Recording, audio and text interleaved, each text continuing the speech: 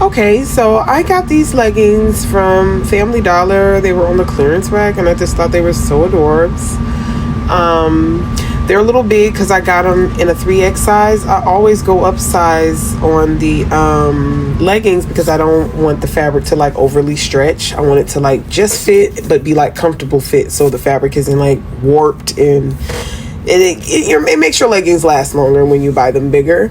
But when you do that, you have to make some adjustments. So as you can see, I'm trying to adjust the rise here because the crotch area is too long in the front. So that's got to be trimmed down. So I'm just measuring to see how much I have to take off so I can go ahead and adjust that. But yes, I do love these leggings. Some stuff I just don't mind buying from the store because, like, why not? You know, it's like $6. Come on. How could you pass that up? So right here I'm measuring so I can mark my spot with a pen where I need to cut it. But before I do that, I usually like to lay it out, pin the fabric, lay it out neatly and try and pin it together. And, measure to see how long I need to taper down to adjust that seam and reattach it, because it's a bit of a process when you're doing that. It's pretty simple though for me, because I've been sewing for a little minute. And then, you got to take out that inseam just so you can adjust that because I didn't want to take anything off the back because the back was perfect. So that's why you have to kind of savor the seam and take the thread out. It takes it a little longer, but it's worth it because you don't want to every inch, quarter inch, eighth of an inch, like all that matters literally. Like it's very, very, very necessary to make sure you pick the right length and everything.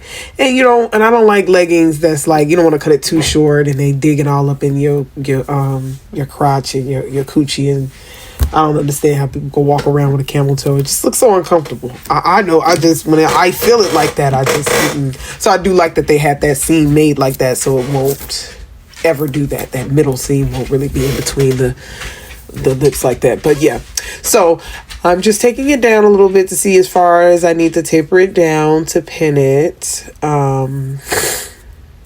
So I can go ahead and attach it, reattach it, and then I can serger it. Because if you're gonna sew, you gotta spend money on the best supplies, machines. So find you a good, and to be honest, I've used a lot of different types of sewing machines, so I don't know if I necessarily have a brand that I would recommend, but I do use Brother and Singer. Like, they make really good machines. My sergers are both, I have one Brother and one Singer serger.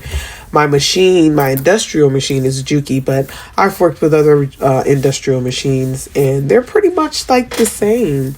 Sewing machines are pretty much very much built to last. Like, you just have to take care of them. Make sure you're oiling them and all that other stuff, and researching the type of needles and everything and thread that you need for certain fabrics, because that could, affect your sewing experience. So here I am just measuring with a chalk and I'm kind of winging it. I didn't really use, you kind of get an idea because you just want it to be like a smooth cut. So it's not like bulky, because you had to cut so much off. That's a lot. 4 inches to take off of the crotch area. But they gave so much, I don't know why they like to make the seam in the front and back be the same, because obviously, most of the time you have more in the back than you do in the front. Sometimes it's different, but like most of the time it's not that way. So I don't know why they set it up like that anyway, but it's simply a quick fix. And then my brother serger is my favorite. That's definitely my go-to one. He acts right for me. The Singer, she gives me a hard time sometimes. I don't know, probably because I don't use her as much. That might be it. So I do feel like, sewing machines have feelings. That's for another video probably. But yeah. So yeah, I adjusted the rise to help get rid of that bulge, but the reason why I was seeing that in the front like that is because the waistband is still a little bit loose. Now, I don't like to do the waistband super tight. That's how you create a muffin top look, and we don't want to go for that. So I really only needed to take it in a pinch. So that was about 1 inch on a fold, which would be 2 inches total, to just tighten it up so it could be just more snug and hold it in place where it needs to sit. So, but these are some really nice leggings. I like them. The quality is really nice, and they're not super thin. The only other time I had velvet leggings is when I made them, and it's been years, so I'm gonna have to make some more, obviously. But I just thought these were so cute for $6. Like, yes. The only thing is, I when I buy leggings and stuff from the store, or pants and stuff from the store, it's not usually long enough, though. That's another reason why I like making my own clothes, because I always make my pants legs and my sleeves longer. I don't like, having my ankles out. If anything, they're going to be more close to stacked leggings than anything. But yeah, I make them longer.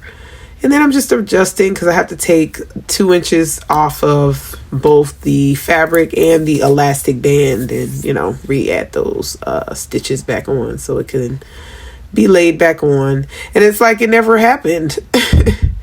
Fits way better this time. It's a subtle difference. It's very subtle, but I do like how it fits now. These are some really cute leggings. Can't wait to style them. Very adorbs. Very adorable. So yeah, if you guys want more videos like this, let me know.